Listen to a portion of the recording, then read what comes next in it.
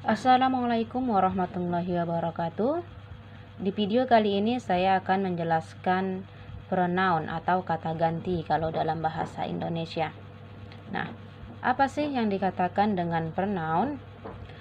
Pronoun adalah kata yang digunakan untuk menggantikan noun atau kata benda ya kalau dalam bahasa Indonesia. Noun itu kata benda dalam bahasa Indonesia. Dalam sebuah kalimat. Jadi, apa sih fungsi pronoun? Fungsi pronoun itu agar dalam setiap kalimat ataupun paragraf tidak terjadinya pengulangan kata yang sama dalam beberapa kali. Jadi itu adalah fungsi daripada pronoun. Tidak terjadinya pengulangan kata beberapa kali untuk kata yang sama. Nah, berikut ini adalah contohnya, contoh kalimatnya dalam bahasa Inggris. Tommy lost Tommy's bag when Tommy was going to the school. Jadi kalian bisa perhatikan pada kata Tommy. Nah, berikut ini perhatikan pada kata Tommy. Tommy, ini Tommy yang pertama. Kemudian Tommy's bag, ini Tommy lagi ya. Kemudian when Tommy, jadi ada Tommy. Jadi di sini bisa kalian lihat ada 3 kata Tommy. Yang pertama Tommy, yang kedua Tommy's bag, yang ketiga adalah when Tommy. Jadi kata Tommy ini mengalami pengulangan kata sebanyak 3 kali. Jadi bisa kalian bandingkan dengan kalimat yang kedua. Tommy lost his bag when he was going to the school. Nah, Tommy's bag di sini digantikan dengan pronoun his menjadi his bag. Sementara Tommy setelah conjunction when itu digantikan dengan pronoun he. Jadi kalimatnya Tommy lost his bag when he was going to the school. Antara kalimat yang pertama ini dengan kalimat yang kedua ini memiliki maksud yang sama, akan tetapi perbedaannya kalau pada kalimat yang kedua ini Tommy-nya tidak diulang, dia hanya 1 kali aja Tommy-nya. Sementara pada kalimat yang pertama ini Tommy-nya mengalami 3 kali. Jadi Tommy, Tommy's back, Tommy lagi balik. Nah, ini ada itulah fungsi daripada pronoun agar tidak terjadinya pengulangan kata yang sama. Contohnya di sini adalah pada kata Tommy. Nah, berikut saya akan menjelaskan types of pronoun atau jenis kata ganti, macam-macam jenis kata ganti. Kata ganti memiliki beberapa macam atau jenisnya. Yang pertama kita akan membahas personal pronoun atau kata ganti orang. Personal pronoun ini adalah kata ganti yang digunakan untuk menggantikan orang yang berbicara, ya, orang yang sedang diajak bicara maupun orang yang sedang dibicarakan. Berarti bisa orang pertama tunggal, orang kedua tunggal, ataupun orang ketiga tunggal. Nah, personal pronoun terbagi menjadi 3 kategori. Nah, berikut ini. Yang pertama bagian A bisa kalian lihat first person atau orang pertama. Ini adalah orang yang sedang berbicara, baik itu berbentuk tunggal maupun berbentuk jamak. Kemudian ada second person atau orang kedua, adalah orang yang sedang diajak bicara, baik itu berbentuk tunggal maupun jamak. Artinya orang yang sedang kita ajak bicara. Kita berbicara, orang tersebut mendengarkan. Itulah yang dikatakan second person.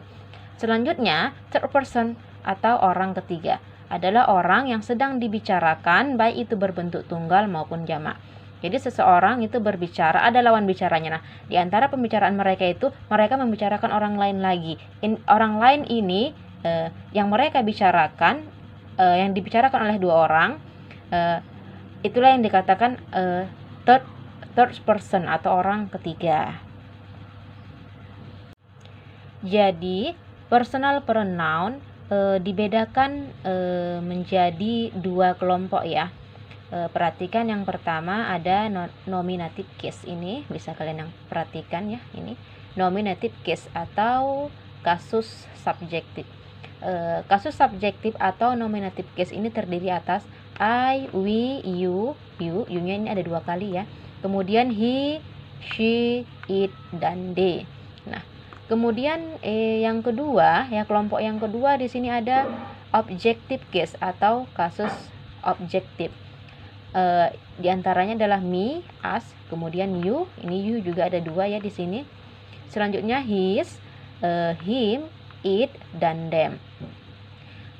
Kalau artinya sama, ini bisa kalian lihat artinya, ya. Artinya sama, kemudian kedudukannya juga sama, kedudukannya. Ini dia kedudukannya juga sama, ya. Akan tetapi apa sih perbedaan nominative case atau kasus subjektif dengan objective case atau kasus objektif? Nah, perbedaannya, kalau yang dia nominative case ini terletak di awal kalimat, posisinya sebagai subjek, ini semua posisinya sebagai subjek, ya. Sementara kalau yang objective case ini terletak setelah kata kerja, ya, setelah kata kerja. Jadi dia terletak setelah kata kerja. Kalau secara terjemahan, secara arti dia sama. Contohnya I, untuk kasus subjektif. Ketika I berada di posisi kasus objektif, dia harus menjadi me. Artinya sama, saya. Nah, begitupun juga dengan yang lainnya ini.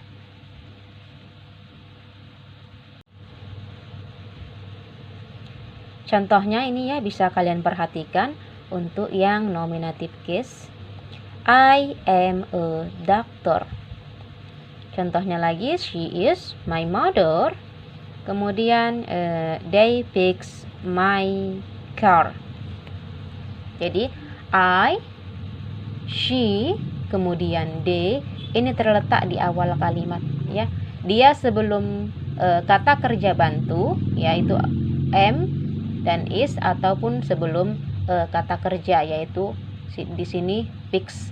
Jadi dia terletak di awal sekali dari suatu kalimat. Nah, kemudian untuk yang nominative case, untuk yang bagian yang kedua, yaitu objective case, ya. Objective case ini bisa kalian perhatikan posisinya dia setelah kata kerja atau setelah auxiliary verb, bisa setelah auxiliary verb kata kerja bantu ataupun kata kerja biasa.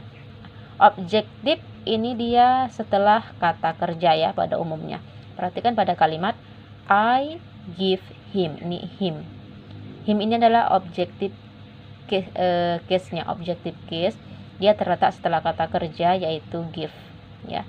I give him a novel, artinya saya memberi dia. Nah, him-nya ini, dia ini sebagai objektif case-nya.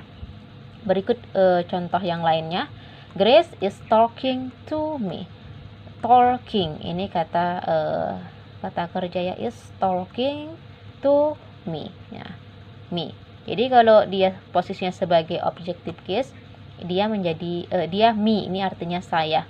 Sementara saya apabila dia posisinya sebagai nominative case, dalam bahasa Inggris dia adalah I. Jadi perhatikan kata I yang berposisi sebagai nominative case dengan me di sini, ya, me yang berposisi sebagai objective case. Jadi dia berubah, ya, dari I dia menjadi me. Contoh yang ketiga di sini, I will go with them. Nah, di sini ada them. Jadi dia setelah kata kerja, yaitu go.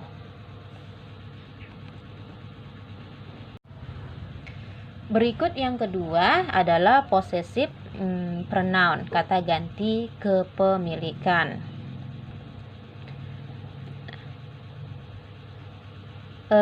Possessive pronoun adalah kata ganti yang digunakan untuk menggantikan kepemilikan terhadap sesuatu, ya, baik itu benda ataupun sesuatu hal, ya.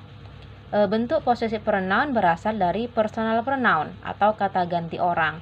Ini berikut, ya, daftarnya, bisa kalian lihat daftarnya. Daftar possessive pronoun. Perhatikan possessive pronoun. Kita mulai dari mine, artinya milik saya, ours, kemudian yours, his, hers.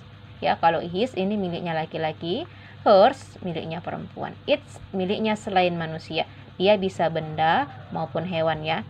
Kemudian theirs artinya milik mereka. Jadi ini menyatakan kepemilikan seluruhnya. Kemudian ini ada contoh, bisa kalian lihat. Contohnya, the red car is mine. Perhatikan mine. Mine di sini artinya saya.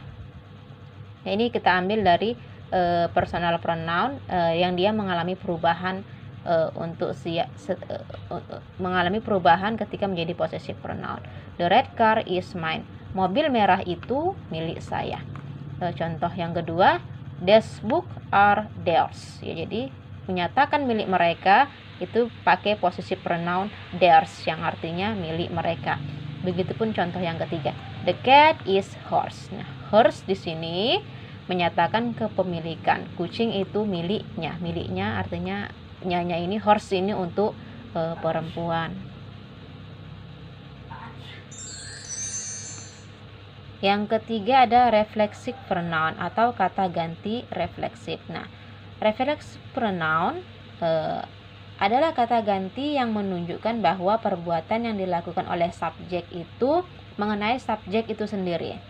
Jadi, perbuatan yang dilakukan oleh subjek mengenai subjek itu sendiri. Itulah seputar pengertian mengenai reflexive pronoun.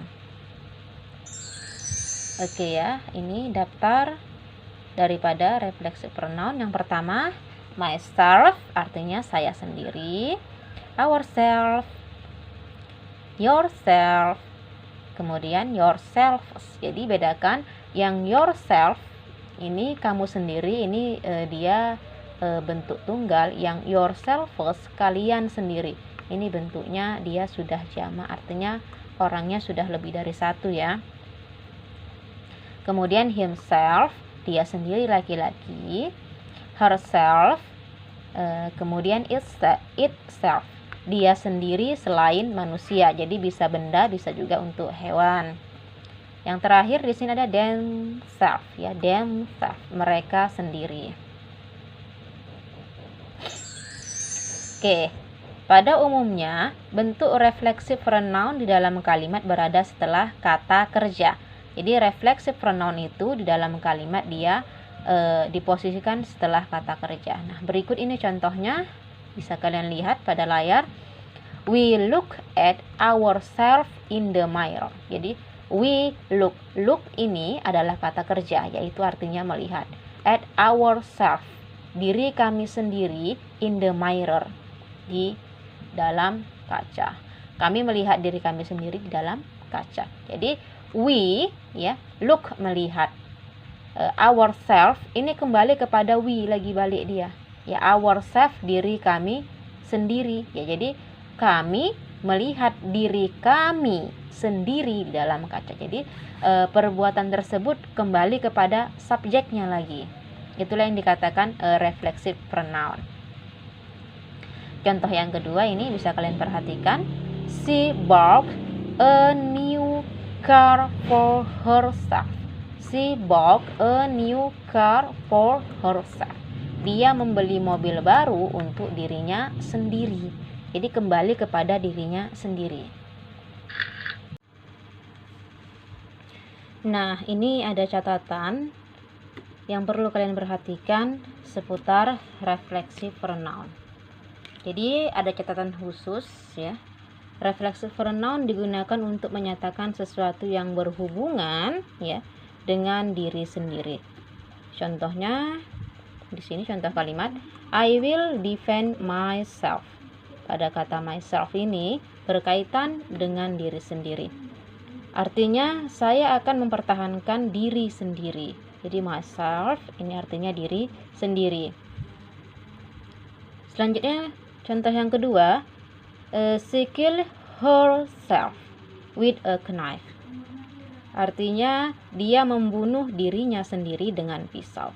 Jadi myself, herself di sini dia setelah kata kerja yaitu kill, kemudian yang myself itu setelah kata kerja defend di sini. Nah, namun secara arti dia kembali kepada si subjek itu sendiri. Contohnya di sini bisa kalian perhatikan, saya akan mempertahankan diri sendiri. Diri sendiri ini maksudnya kembali kepada saya. Begitupun contoh yang kedua, dia membunuh dirinya sendiri. Jadi dirinya sendiri ini kembali kepada subjek she yang artinya dia. Kemudian catatan yang kedua ya, yang perlu kalian perhatikan, apabila bentuk refleksif pronoun didahului dengan kata by. Perhatikan ini ada kata by, ya, saya tandai pakai warna merah. Apabila didahului dengan kata by, maka bentuk itu mempunyai bentuk sendirian. Maksudnya artinya bisa kalian terjemahkan dengan arti sendirian. Contohnya dalam kalimat ini, I cook all the cake by myself. By myself. Perhatikan terjemahannya. Saya memasak semua kue-kue itu sendirian. Jadi terjemahan menjadi sendirian karena dia didahului oleh kata depan yaitu by. Nah, contoh yang kedua pun demikian. She doesn't want to go to Bali by herself. By herself. Artinya dia tidak ingin pergi ke Bali sendirian. Nah, berikut ini adalah daftar berupa bentuk tabel dari penjelasan sebelumnya. Ini hanya sebagai kesimpulan saya buat tabelnya. Perhatikan untuk personal pronoun terbagi menjadi dua, yaitu nominative case dan objective case. Ini nominative case yang posisinya tadi sebagai subjek.